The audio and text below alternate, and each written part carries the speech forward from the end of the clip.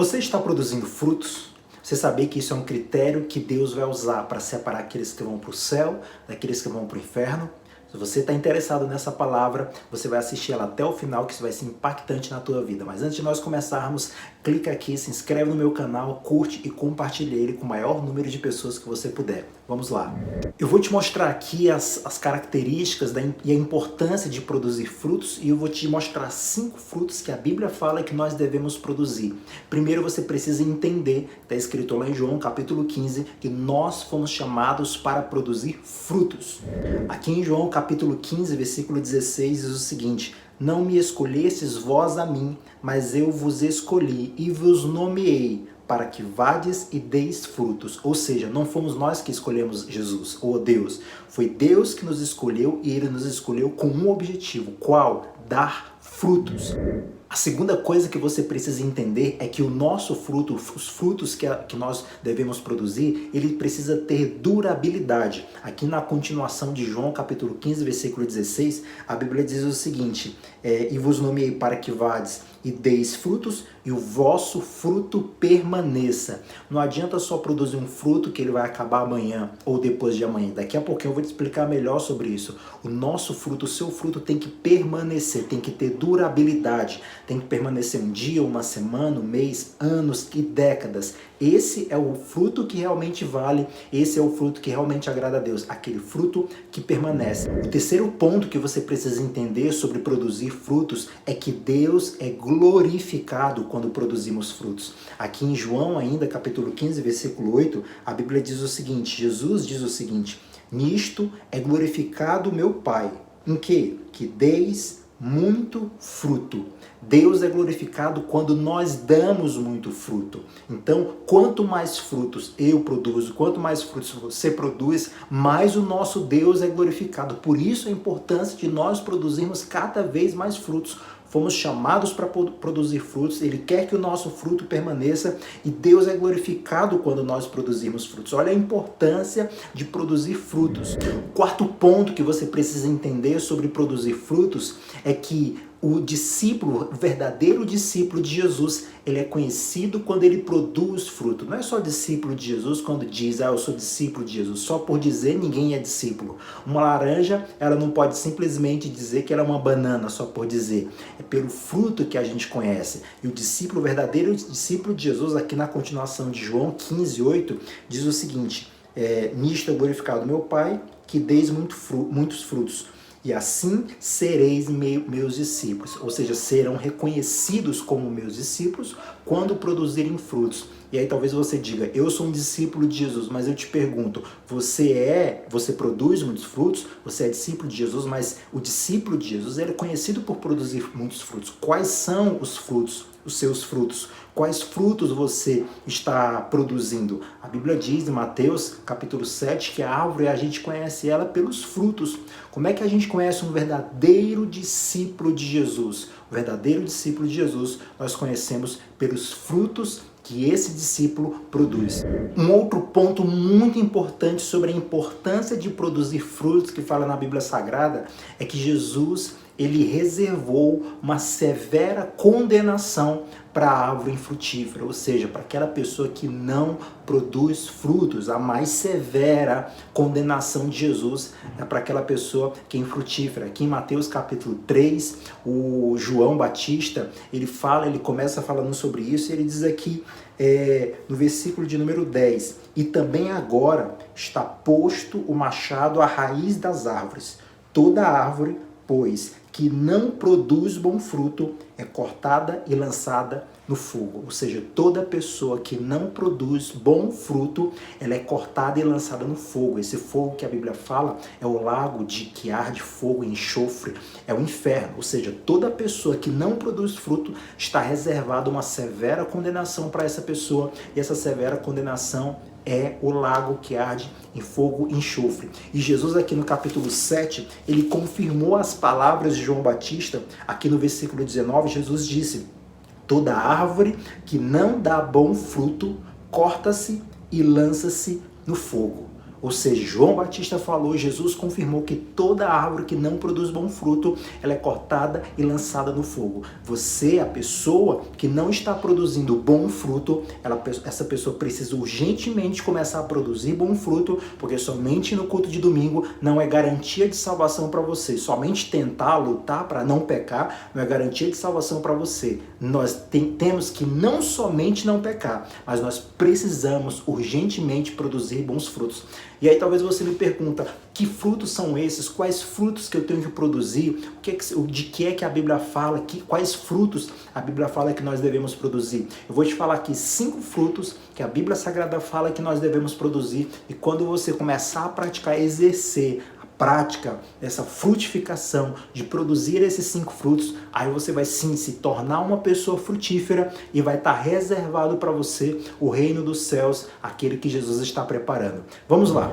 O primeiro fruto que a Bíblia fala, o primeiro fruto que eu vou colocar aqui, que nós devemos produzir para Deus, é esse fruto aqui que está em Hebreus capítulo 13, versículo 15, diz o seguinte: portanto, ofereçamos sempre por ele a Deus sacrifício de louvor, isto é, fruto dos lábios que confessam o seu nome. Fruto dos lábios que confessam o seu nome é o que? Sacrifício de louvor. O que é sacrifício de louvor? No Antigo Testamento, o sacrifício era a oferta que era apresentada para Deus. E o louvor, confessar o nome de Jesus, confessar o nome de Deus, louvar e adorar o seu nome, é um fruto que nós devemos produzir. Por isso que a Bíblia fala que tudo que tem fôlego, louve ao Senhor. Louvar a Deus, confessar o nome de Jesus, adorar a Deus, glorificar a Deus, bendizer o nome do Senhor Deus durante todos os dias da nossa vida e ao longo do nosso dia é um fruto que você produz. Então separe tempo para louvar, separe tempo para adorar, separe tempo para buscar a Deus, separe tempo para exaltar e glorificar o nome do Senhor Jesus. Produza frutos através dos seus lábios, e fruto dos lábios que confessam o seu nome. Então o sacrifício de louvor, a oferta de louvor, quando você louva a Deus, você está apresentando a Deus uma oferta. Isso é um fruto que você produz no seu dia. Então não abra sua boca para murmurar, para espraguejar, para reclamar, ou então para ficar calado o dia todo. Não, abra sua boca, dê a Deus sacrifícios de louvor, ofertas de louvor, que são frutos dos lábios que confessam o nome do Senhor Deus. Apresente a Deus diariamente, constantemente, louvores a Deus, que são os frutos dos seus lábios, que é o sacrifício de louvor. O segundo fruto que nós devemos produzir, a Bíblia Sagrada diz o seguinte. Voltando para Mateus capítulo 3, versículo 8, João Batista diz o seguinte: produzi, pois, frutos dignos de arrependimento. Frutos dignos de arrependimento. O segundo fruto que a Bíblia Sagrada diz são frutos de arrependimento. Ou seja, quando você erra, quando você falha, quando você peca, o arrependimento é um fruto que você produz. Você precisa produzir esses frutos. Você cometeu alguma coisa errada, pecou contra o Senhor, errou. Quando você se arrepende, e se arrepender não é somente pedir perdão. Pedir perdão faz parte do processo de arrependimento. Mas o arrependimento, o ciclo do arrependimento, ele só se fecha, ele só se conclui, ele só se torna pleno quando a pessoa pede perdão a Deus e não pratica mais aquele ato. Pede perdão a Deus e não erra mais naquilo que ela se arrependeu. Então, quando você erra, pede perdão, se arrepende e volta o caminho errado que você está, ou seja, não pratica mais aquele erro, é um fruto que você está produzindo para Deus. É um fruto digno de arrependimento que você está produzindo para Deus. Você quer produzir mais um fruto para Deus? Fora o louvor, fora a adoração, você pode se arrepender. Quando você se arrepende, quando o cristão, uma pessoa se arrepende dos seus atos pecaminosos que estava praticando, essa pessoa está produzindo um lindo fruto para o Senhor. O terceiro fruto que eu quero passar aqui para você, depois do fruto de louvor, depois do fruto de arrependimento, é o fruto de justiça. A Bíblia Sagrada diz aqui em Tiago, capítulo 3, versículo 18, diz o seguinte: ora, o fruto da justiça semeia-se na paz para os que exercitam a paz. Fruto da justiça semeia-se ou planta-se na paz. Para quem? Para quem exercita a paz. O terceiro fruto que você pode produzir na sua vida é fruto de justiça. O fruto de justiça é a justiça bíblica que a gente conhece, é a própria Bíblia. A Bíblia é a própria justiça de Deus. A justiça é o mandamento de Deus, é a retidão de Deus, é a ordenança de Deus. Então, quando você pratica a justiça, quando você semeia a justiça na paz, você está produzindo um lindo fruto para Deus também. E essa paz é para quem exercita a paz. Ora, não adianta eu querer produzir um fruto de justiça brigando com as pessoas. Não adianta eu ter uma confusão com a pessoa e querer praticar justiça com ela. Não.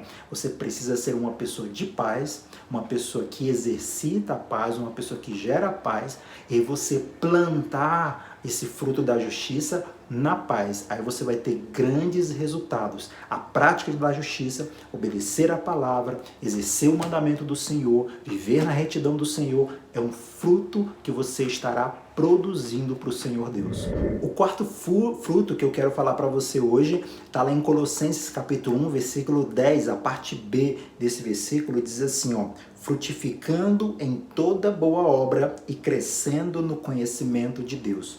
Frutificando em toda boa obra. O quarto fruto que a gente pode produzir para Deus são os frutos das boas obras e do crescimento no conhecimento do Senhor Deus. Quando você produz boas obras, boas atitudes, quando você faz coisas boas, coisas certas para Deus e para as pessoas, você está produzindo frutos também.